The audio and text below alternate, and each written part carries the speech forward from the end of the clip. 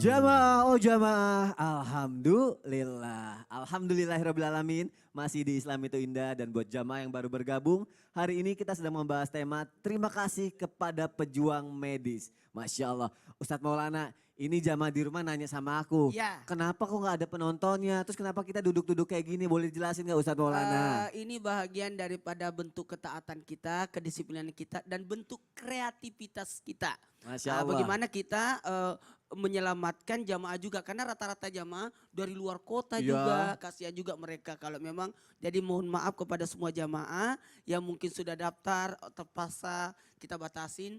Mungkin satu waktu nanti kita akan sampaikan Masya Allah, kembali. tapi terima kasih juga loh Ustadz Iya. Maulana tetap semangat untuk memberikan ilmu yang bermanfaat. Karena dakwah itu tidak boleh kering. Masya Harus Allah. mengalir terus. Harus mengalir terus, Masya Allah. Pasti nih jamaah udah nungguin nih pertanyaan aku yang tadi nih. Bener nggak nih jika kebijakan solusi diri, isolasi diri atau lockdown juga pernah diterapkan pada zaman Rasulullah dan Nabi dulu. Lalu bagaimana nih Rasulullah dan Nabi terdahulu menjalankan kebijakan isolasi diri atau lockdown? Nah, lockdown gimana nih Ustadz Anas? Iya.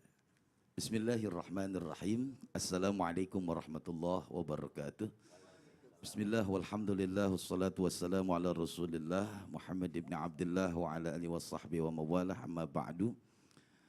Hadirin para pemirsa Islam itu indah yang dirahmati Allah subhanahu wa ta'ala. Di zaman Rasulullah pernah terjadi wabah namanya ta'un.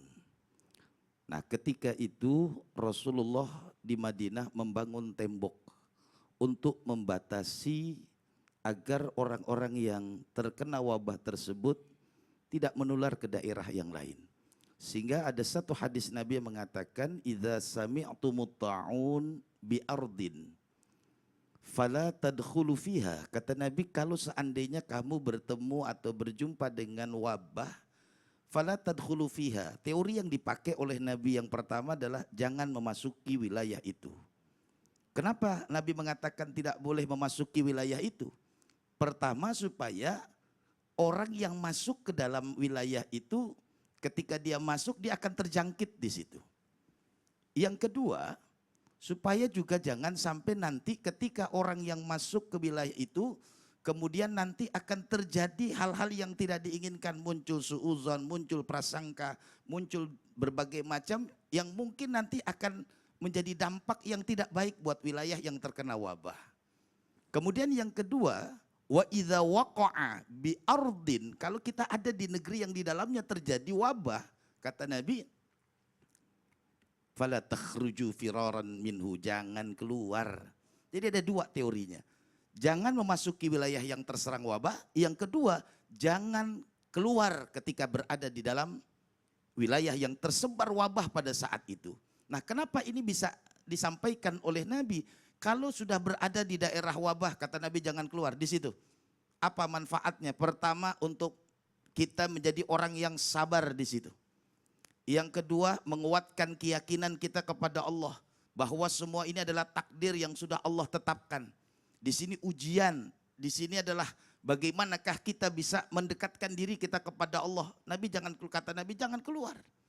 Yang kedua, supaya apa ketika dia tidak keluar dari satu ini? Supaya bisa diobati dengan baik. Supaya bisa ada penyelesaiannya, ada solusinya, sehingga orang-orang yang terkena wabah tersebut dia bisa sembuh di wilayah sehingga tidak memaparkan kepada wilayah-wilayah yang lain. Dan ini juga bukan hanya terjadi di zaman Rasulullah. Zaman Nabi dulu ada. Di dalam ayat dikatakan, alam tara ilal ladzina kharaju min diyarihim wahum ulufun hadaral maut. Pernah terjadi di zaman Bani Israel pada saat itu ketika terjadi wabah. Ketika terjadi wabah mereka semua berlari. Kharaju min diyarihim. Mereka keluar dari kampung mereka. Kenapa? Karena yang mereka takutkan mati. Itu di ayat itu dah surah Al-Baqarah mengatakan. Sehingga apa? Allah katakan mutu, mati semua mereka. Nah makanya ketika kita berada di dalam satu lokasi, kalau kita berada di lokasi yang dalam kondisi wabah, jangan keluar dari lokasi.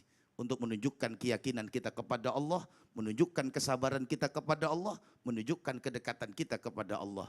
Yang kedua, mudah-mudahan bisa menyelesaikan dan semuanya akan terselesaikan dengan baik sehingga bisa melahirkan kesembuhan. Amin ya rabbal alamin. Jadi dari zaman Nabi terdahulu aja udah ada tuh ya Ada. isolasi Iya, atau benar. lockdown itu Iya. ya. Jadi kuncinya kalau misalnya kita nggak boleh masuki ke wilayah yang terjadi wabah dan kita pun nggak boleh keluar, kalau Bila misalnya berada di daerah wabah. biar bisa diobati. Iya, Masya betul. Allah. Terima kasih Ustadz Anas. Sama-sama. Sekarang